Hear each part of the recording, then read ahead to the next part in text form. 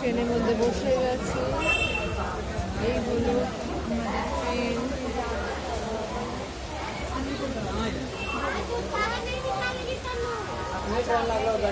আমাদের ট্রেন।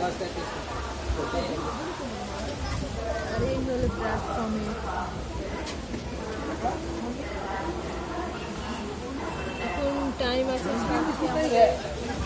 এখন টাইম আছে আমাদের ছাড়তে ট্রেন।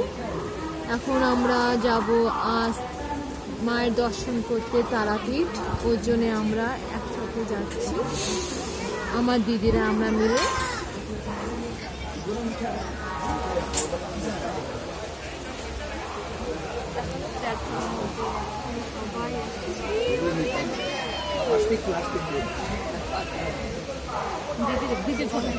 আমার দিদি নিজে খেয়াল দেখছে কেমন হয়েছে, কিন্তু আদৌ আমার দিদি ঠিক মতো সাজেনি।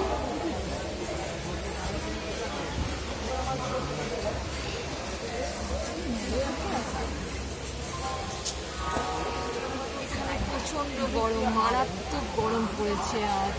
ট্রেনের মধ্যে শরীর হাঁস করছে। যাবে তো এমনি ধরনের D1 আমরা বক্তব্য